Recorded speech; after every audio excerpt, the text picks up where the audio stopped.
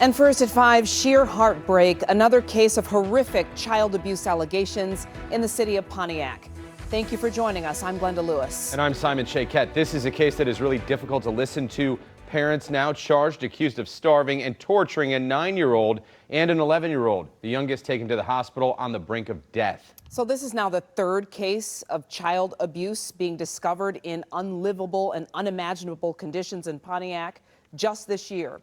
You may remember seeing these heart-wrenching previous cases on the left, and you're looking at the inside of an apartment earlier this month. And on the right, back in February, a townhome on Lydia Lane, children rescued from both.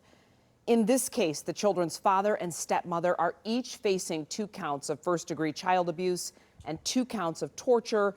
A third suspect is not yet in custody. 7 News Detroit reporter Ruda Alcinaita has been following this disturbing story all day long. And Ruda, what do we know right now?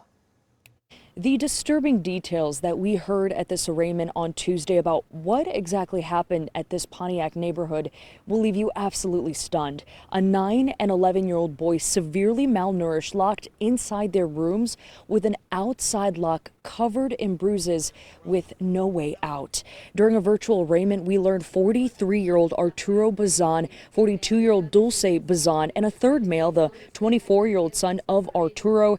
They were all charged with 2 counts of first-degree child abuse and 2 counts of torture.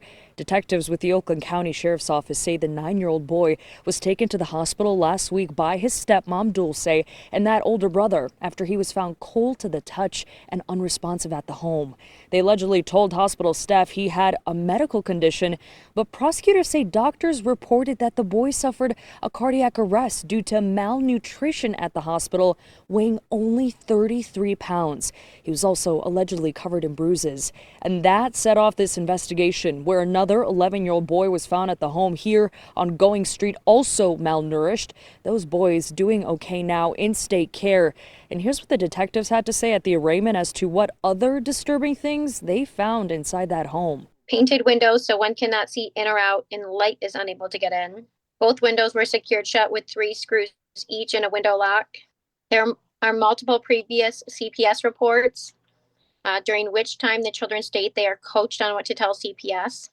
We're also learning the 2 boys were taken out of school by their parents in early September, where investigators say they sometimes rummage through the trash for food.